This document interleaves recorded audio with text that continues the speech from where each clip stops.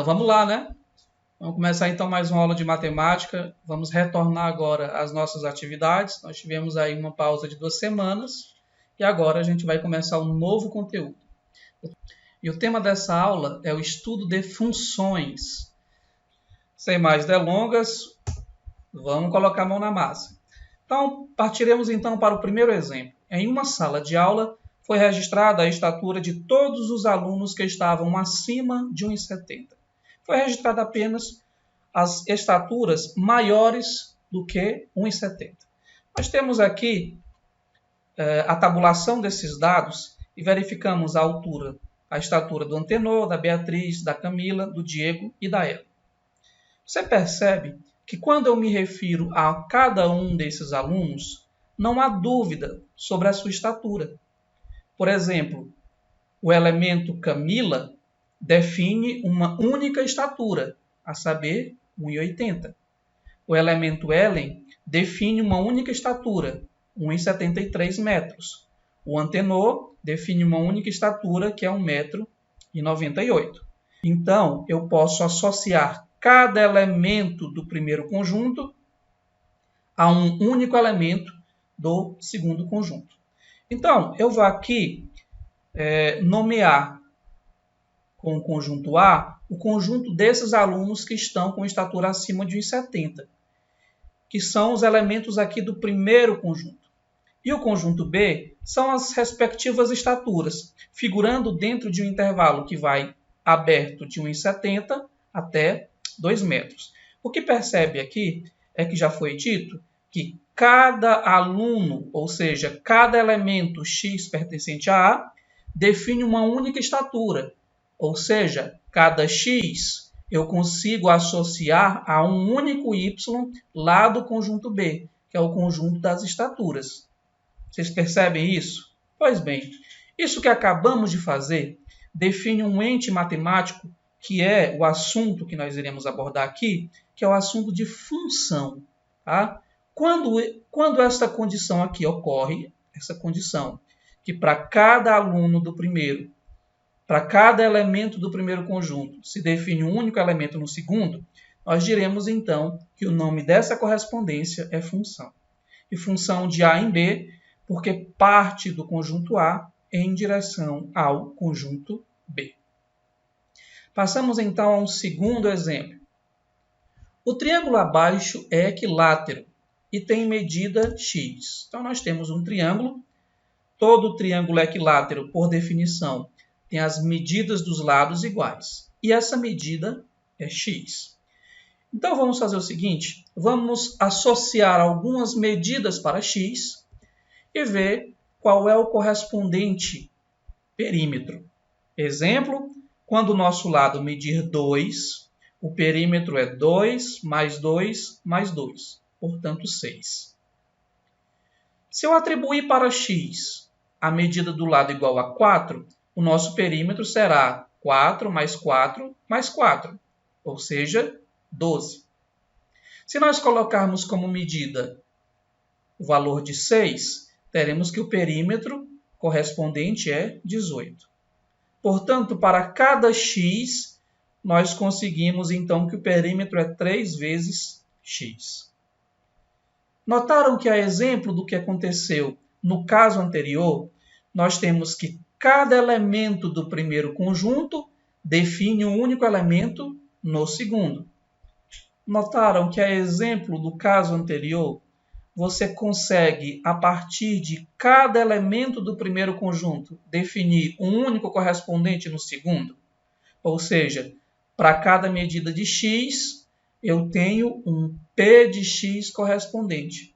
Dessa forma, nós podemos relacionar o conjunto das medidas com o conjunto dos perímetros a partir de uma relação. E essa relação será chamada de função. Por quê? Porque para cada elemento do primeiro conjunto eu consigo definir um único elemento no segundo conjunto. Tá? Ok. Eu lanço aqui 2 perguntas. Espero que vocês respondam. Primeira pergunta é: qual é o perímetro do triângulo que tem lado igual a 55 centímetros? E, reciprocamente, eu dou agora o valor de um perímetro, ou seja, eu dou um elemento lá da segunda coluna e eu quero que você me diga qual é o valor associado a ele na primeira coluna. Dois conjuntos não vazios, A e B. Uma função será uma relação onde cada elemento x do primeiro se associar a um único elemento do segundo. Tá? Lembra do exemplo das estaturas? Cada aluno define uma estatura. Professor, e o inverso? Será se cada estatura definir um aluno? A resposta é negativa, né?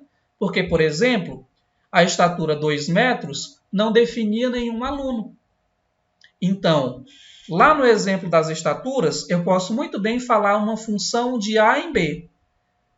Mas eu não posso falar de uma função com a mesma característica de B em A.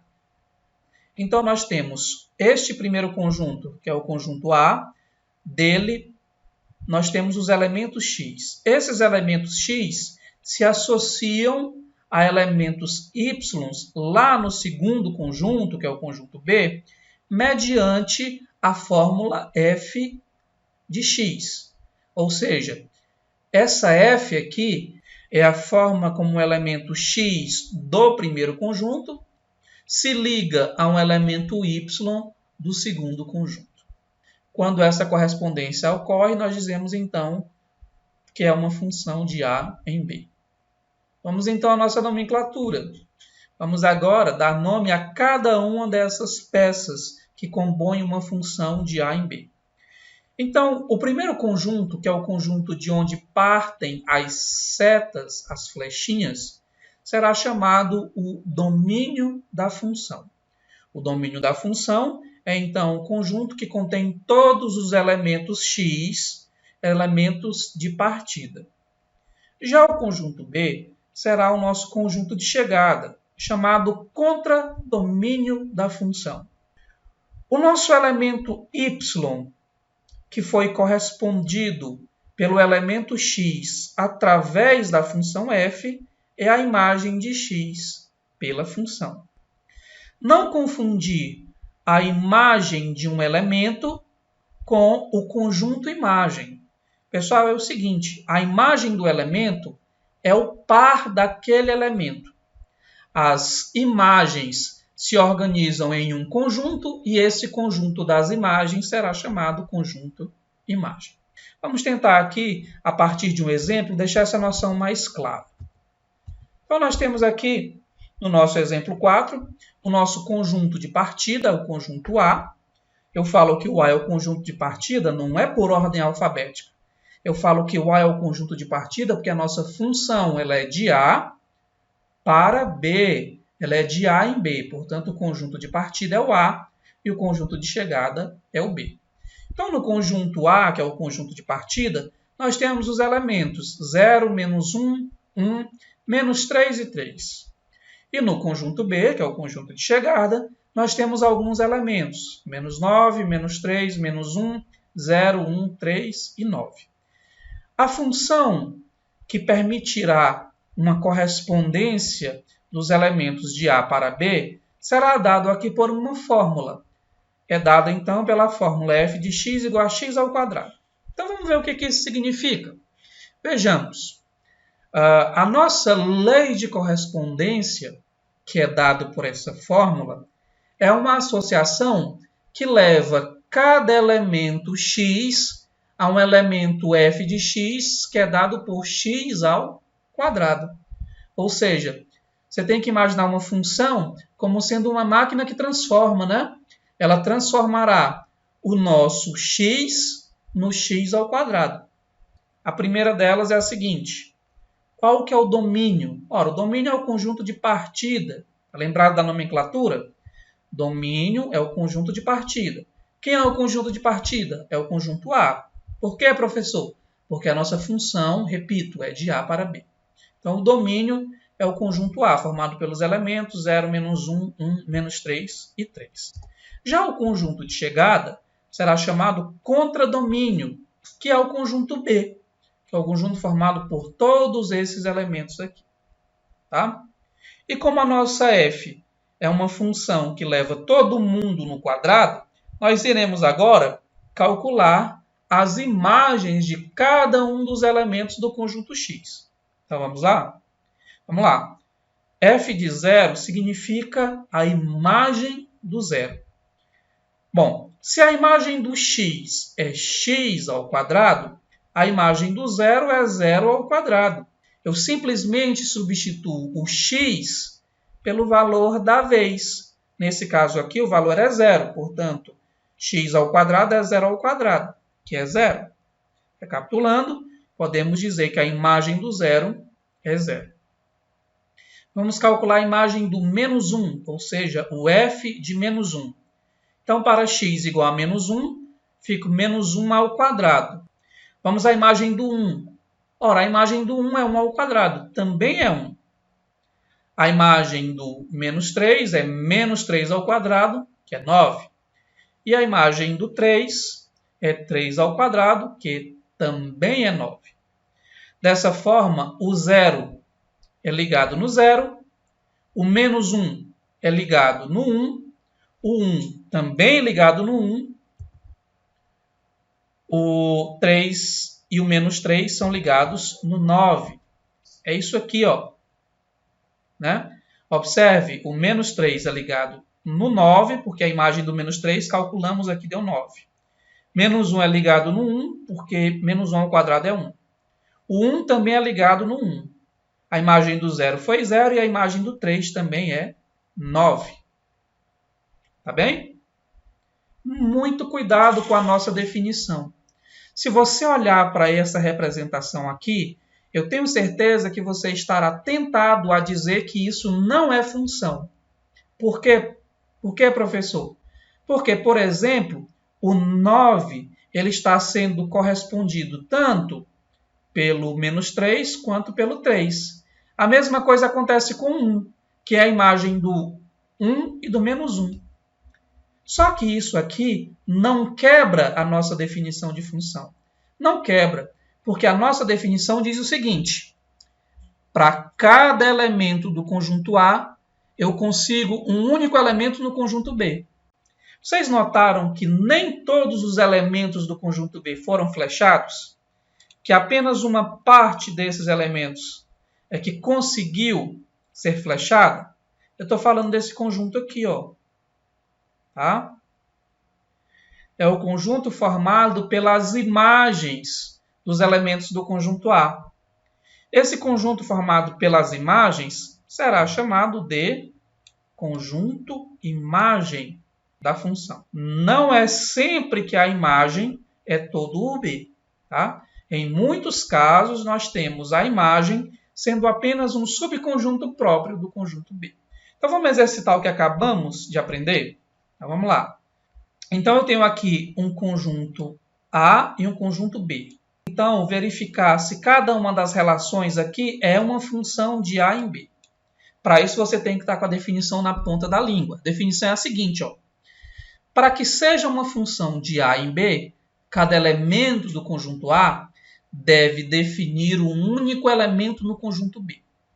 O 5 define um único? Sim, define um único. É o 1. O 8 também se liga a um único, que é o 2. O 7 se liga a um único, que é o 3. E o 6 se liga a um único, que é o 4. Então, isso aqui está na cara que é uma função de A em B.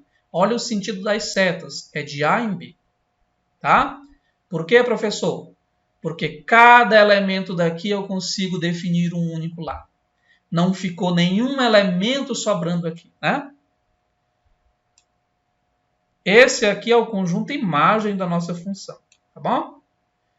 Você pode até se perguntar, professor, e esses elementos aqui? Não tem nenhum problema sobre elementos no conjunto B. O importante é que todos os elementos de A definem um elemento em B. Tudo bem? Por isso, nós temos que isso é sim uma função de A em B.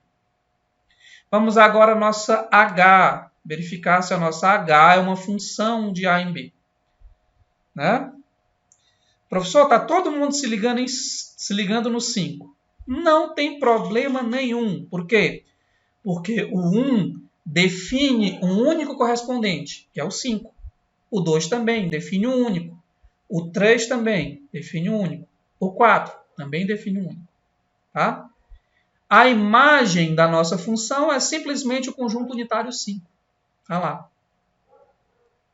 Vamos agora, o item C. A função aqui é representada pela letra G. Vamos ver se de fato isso é uma função de A em B. Então vamos lá. O 1 define um único? Sim, que é o 3. O 5 define um único, que é o 2. O 6 define um único? Define, é o 1. E o 8? Ah, professor, o 8 não define ninguém. Ora, se o 8 não define ninguém, então nós temos um elemento aqui ao qual nós não associamos nenhum elemento no segundo conjunto. Isso quebra a definição de função. E esse aqui não é uma função de A em B. O exemplo D, o 2 define um único, tudo bem, o 3 também, só que o 4 não define um único elemento. O 4, na verdade, define 2. Tá? Então, quando eu parto uma flecha do 4, eu não sei quem eu vou acertar. Eu posso acertar 1 ou 6. Tá? Então, isso quebra a nossa definição de função. Nós temos um elemento se associando a mais do que um. Tá certo? Por isso, isso não é uma função de A em B. Tudo bem? E aqui eu lanço um seguinte questionamento, né? Qual dos itens é uma função de B em A? Notem, no primeiro caso, nós estávamos partindo do A para o B. Agora, neste caso aqui, eu estou perguntando qual dos itens é a função de B para A.